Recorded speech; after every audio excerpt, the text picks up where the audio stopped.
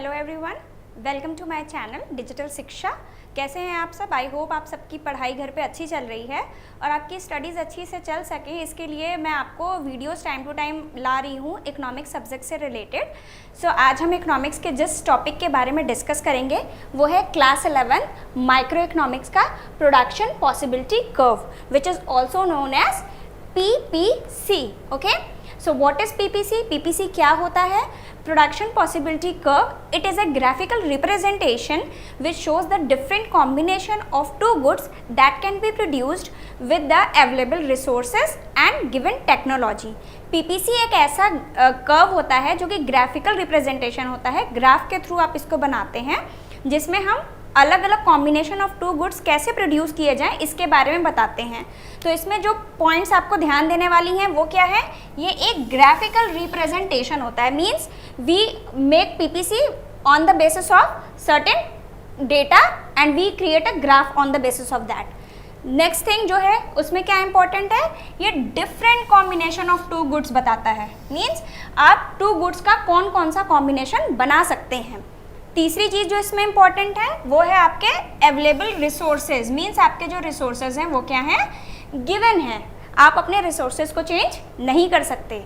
Fourth thing जो important है that is called technology. इसमें जो टेक्नोलॉजी है वो भी आपकी क्या होगी? चेंज नहीं होगी, मींस आपकी जो टेक्नोलॉजी है और जो रिसोर्स हैं उन्हीं दोनों को बिना चेंज किए हुए आप कौन कौन सा कॉम्बिनेशन दो गुड्स का बना सकते हैं। This is called the PPC।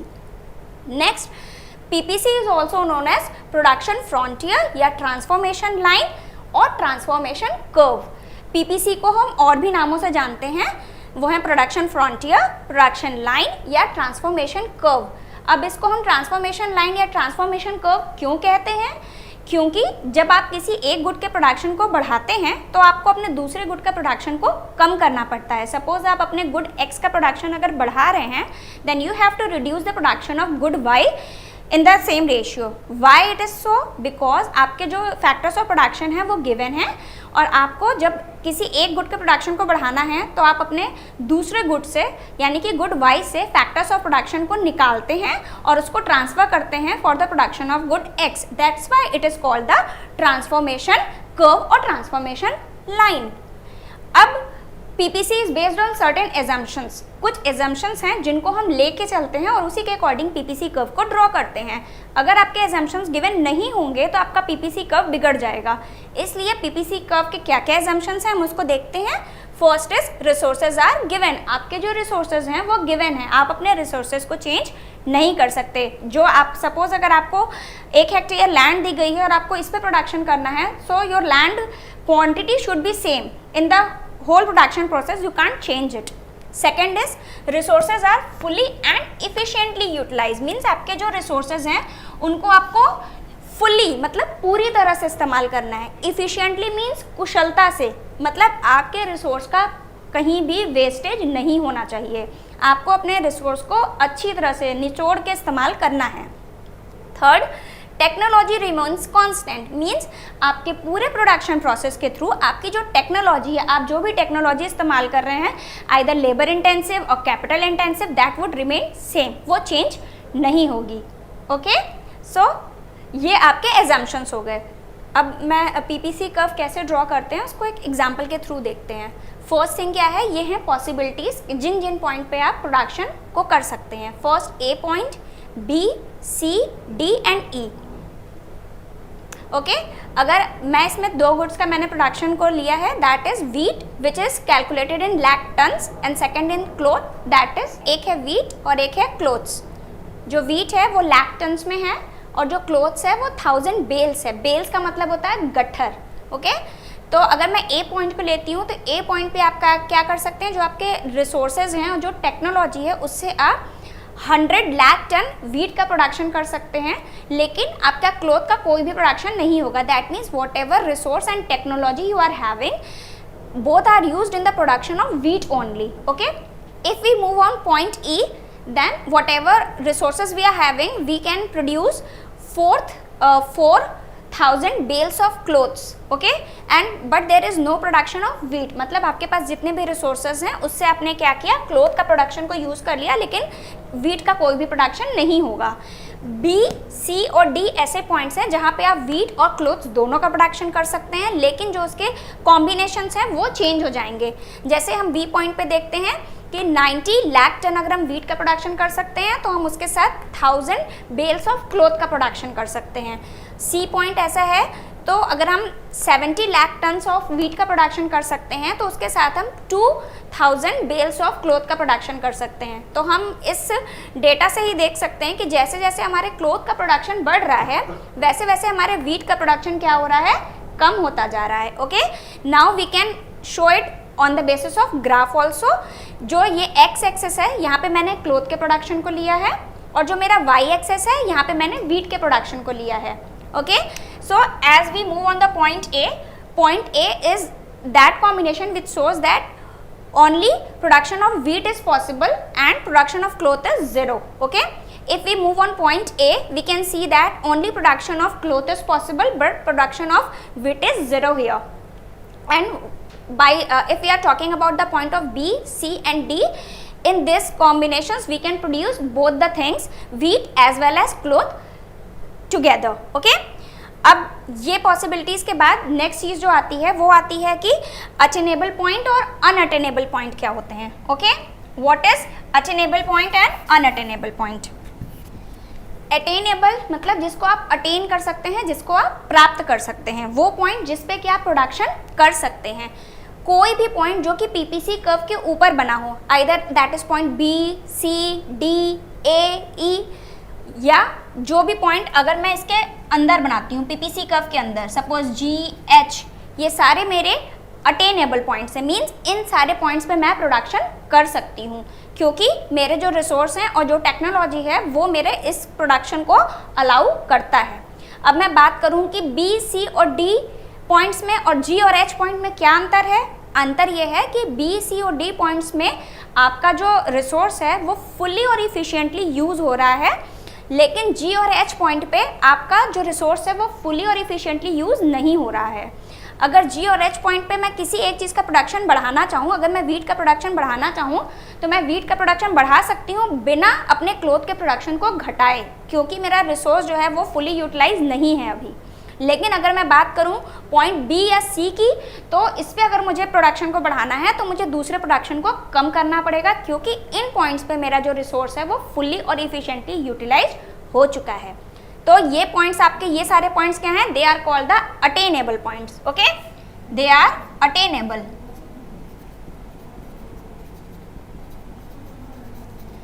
Now move on the unattainable point. Unattainable मतलब जिसको आप अटेन नहीं कर सकते, वो पॉइंट जिनको आप प्राप्त नहीं कर सकते। अगर मैं यहाँ एक पॉइंट बना देती हूँ सपोज आई, तो ये पॉइंट आप देख रहे हो जो आई पॉइंट है ये आपके पीपीसी कर्व से बहुत ज़्यादा दूर है। मींस आप अपने प्रोडक्शन लेवल को, अपने पीपीसी कर्व को उतना एक्सटेंड नहीं कर सकते कि आप आई पॉइंट को अचीव कर सकें। तो ये आपका कौन सा पॉइंट हो गया, that is unattainable point. Okay, unattainable point ये क्यों है, इसका भी रीज़न है, क्योंकि मैंने आपको पहले ही बताया है आपके रिसोर्सेज को आप चेंज नहीं कर सकते, अपनी टेक्नोलॉजी को चेंज नहीं कर सकते, और ऑलरेडी आपने रिसोर्स को और अपनी टेक्नोलॉजी को फुली यूटिलाइज कर लिया है, तो आपके पास कोई चारा नहीं है, तो आप अपने इस पॉइंट को अचीव नहीं कर सकते। This is your attainable and unattainable points. I hope this is clear to you all. Okay, now we move on the characteristics of PPC curve। PPC के characteristics क्या होते हैं। पहला जो characteristics है that is PPC is downward sloping। Okay, PPC curve हमेशा downward sloping होता है, जैसे कि आप फिगर में ही देख सकते हो ये डाउनवर्ड स्लोपिंग है। इसका जो डायरेक्शन है वो क्या है, from left to right. Okay, ये बाएं से दाएं की तरफ झुकता हुआ है। अब PPC curve downward sloping left to right क्यों होता है, इसका रीज़न ये है कि जब आपको किसी एक चीज़ का प्रोडक्शन बढ़ाना, आपको क्या, इसका रीज़न ये है कि आप एक साथ दो गुड्स का प्रोडक्शन को इंक्रीज नहीं कर सकते। मीन्स जैसे कि फर्स्ट कैरेक्टरिस्टिक्स बताता है हमारा कि PPC curve is downward sloping from left to right. Okay, ये लेफ्ट से राइट की तरफ डाउनवर्ड स्लोपिंग है। इसका रीज़न क्या है? इसका रीज़न है कि मैं चाहूँ कि एक साथ अगर मैं गुड एक्स और गुड वाई दोनों का प्रोडक्शन इंक्रीज कर सकूँ तो ऐसा नहीं हो सकता। अगर मुझे एक चीज़ का प्रोडक्शन बढ़ाना है तो मुझे दूसरी चीज़ का प्रोडक्शन को कम करना पड़ेगा। जैसे कि अगर मैं आपको दिखाऊँ कि अगर मैं सपोज करिए कि ये ए पॉइंट है और ये बी पॉइंट है, अगर मैं प्रोडक्शन करना चाहूँ फर्स्ट कॉम्बिनेशन मेरा ओ ए, तो ओ ए कॉम्बिनेशन मैं क्लोथ का प्रोड्यूस कर सकती हूँ। At the same time O B combination of wheat का भी प्रोडक्शन किया जा सकता है। अगर मुझे बात करना हो कि मुझे क्लोथ के प्रोडक्शन को बढ़ाना है तो मेरा क्लोथ का प्रोडक्शन तभी बढ़ेगा जब मेरा व्हीट का प्रोडक्शन कम हो जाएगा। अगर मुझे ओ ए से इसको ओ ए 1 पे लाना है तो मेरा जो व्हीट का प्रोडक्शन है वो ओ बी 1 पे चला जाएगा। तो आप देख सकते हैं कि इतना यूनिट अगर मुझे क्लोथ का बढ़ाना है तो मुझे व्हीट में इतनी कमी करनी पड़ेगी। That's why it is called PPC curve is downward sloping from left to right. Okay, next जो कैरेक्टरिस्टिक्स है वो क्या बताता है? PPC curve is concave to the point of origin. PPC curve का शेप कैसा है? कॉन्केव है, जो कि आपको फिगर से ही समझ में आ रहा है। This is a concave shape. Okay, अगर मैं बात करूं कि पीपीसी कर्व कॉन्केव शेप में क्यों होता है, तो अगर मुझे क्लॉथ का प्रोडक्शन बढ़ाना है तो मुझे क्या करना पड़ेगा? जो मेरे फैक्टर्स ऑफ प्रोडक्शन बीच में हैं वो मुझे वहाँ से निकाल के उसको ट्रांसफर करके क्लॉथ के प्रोडक्शन में डालने पड़ेंगे, तभी मेरा क्लॉथ का प्रोडक्शन बढ़ेगा। ओके, इसीलिए पीपीसी कर्व जो है हमेशा concave to the point of origin होता है।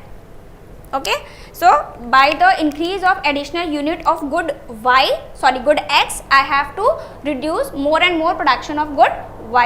Okay, now move on the point that is shifting of PPC, यानी कि प्रोडक्शन पॉसिबिलिटी कर्व शिफ्ट कैसे होता है। कई सारे रीजंस हैं जिसकी वजह से जो पीपीसी कर्व है वो शिफ्ट होता है। फर्स्ट रीज़न है कि चेंज इन रिसोर्सेज। जो हमारे रिसोर्सेज हैं जब हम उनमें चेंज करते हैं तो हमारे पीपीसी कर्व भी इफेक्ट होता है। फर्स्ट है रिसोर्सेज आर इंक्रीज्ड। जब हम रिसोर्सेज को क्या करते हैं? इंक्रीज करते हैं। जब आप अपने रिसोर्सेज को इंक्रीज करते हैं, रिसोर्सेज को इंक्रीज करने की वजह से क्या होगा कि आप जो है एक साथ हम दोनों गुड्स का प्रोडक्शन बढ़ा सकते हैं। ओके, अगर मैं अपने रिसोर्सेज को इंक्रीज करूं so I can increase the production of good X as well as good Y at a same time, so that because of this my PPC curve will shift rightward. Okay, right shift of PPC curve. PPC curve मेरा rightward shift हो जाएगा, that is A1 B1. Okay, this is the shifting of my PPC curve. मेरा PPC curve जो है वो shift हो जाएगा। इस शिफ्टिंग का रीजन क्या है? Because my resources are increased in resources, increase in resource. Okay, और मेरा जो पीपीसी कर्व है वो शिफ्ट हो जाएगा, राइटवर्ड शिफ्ट हो रहा है, और राइटवर्ड शिफ्ट होने की वजह से क्या होगा? I can increase the production of both of my goods, that is good X and good Y. Okay, next thing है रिसोर्सेज आर डिक्रीज। जब आप अपने रिसोर्सेज को कम कर देते हैं, जब आप अपने रिसोर्सेज को कम कर देंगे तो क्या होगा? सिचुएशन जस्ट रिवर्स हो जाएगी। तो क्या होगा? क्योंकि मेरे रिसोर्स कम हो गए हैं so that the production of both the good will decrease. आपके दोनों गुड का जो प्रोडक्शन है वो भी डिक्रीज हो जाएगा। और जो मेरा पीपीसी कर्व है, अब मैं इसको नहीं मान के अब नेक्स्ट सिचुएशन में आपको बता रही हूँ। Suppose my PPC curve is AB and when there is decrease in resource then my PPC curve will shift leftward. Okay, left side को मेरा PPC curve shift हो जाएगा। लेफ्ट साइड को आप देख रहे हैं शिफ्ट हो गया है, और ये ओरिजिनल पॉइंट से क्या हो गया है? डिक्रीज हो गया है, कम हो गया है। क्यों कम हो गया है? क्योंकि मेरे रिसोर्सेज पहले से कम हो गए हैं और मेरा प्रोडक्शन जो है वो भी कम हो जाएगा और मेरा पीपीसी कर्व है वो लेफ्टवर्ड शिफ्ट हो जाएगा। Why this has happened? This is due to decrease in resource. Okay, decrease in resource. Next situation क्या है? Change in technology. जब हम टेक्नोलॉजी में चेंज करते हैं, टेक्नोलॉजी में चेंज जब आप करते हैं, फर्स्ट कंडीशन क्या होगी? Effective technology for the production of good x. जो हम टेक्नोलॉजी यूज़ कर रहे हैं वो केवल टेक्नोलॉजी गुड एक्स के प्रोडक्शन को बढ़ाएगी और गुड वाई का प्रोडक्शन सेम रहेगा, और आपके जो रिसोर्स हैं वो भी सेम रहेंगे। इस कंडीशन में क्या होगा? आपका पीपीसी कर्व शिफ्ट नहीं होगा, सिर्फ रोटेट होगा। Okay, then how rotation will be happen? then production of good X will increase, so my new PPC curve will be this one. Okay, next PPC curve आपका कितना हो जाएगा, OA will be the production of good Y and OB1 will be the production of good X. ये जो मेरा change in production हुआ है ये किस वजह से हुआ है, due to effective technology of good X, क्योंकि मैंने गुड X में गुड X के प्रोडक्शन में वो टेक्नोलॉजी यूज़ की है, दैट्स वाई मैं PPC curve will shift this much on X axis. Next condition क्या है, effective technology for the production of good Y. जब आप इफेक्टिव टेक्नोलॉजी का use production of good Y में करते हैं, इस कंडीशन में क्या होगा, आपका जो प्रोडक्शन ऑफ गुड X है वो सेम रहेगा, सिर्फ चेंज किस में होगा, गुड Y में होगा. Now see how PPC curve will change, then PPC curve will change like this.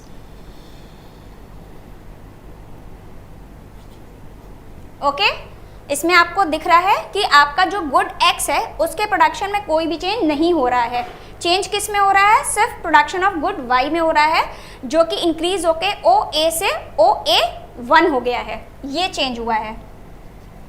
Okay, next third situation क्या है, effective technology for both good X and Y. जब आप इफेक्टिव टेक्नोलॉजी का यूज दोनों good के production में करते हैं, मीन्स आपका जो गुड X है उसका भी प्रोडक्शन बढ़ेगा, आपका जो प्रोडक्शन गुड Y का है उसका भी बढ़ेगा. तो आपका PPC कर्व कैसे चेंज होगा,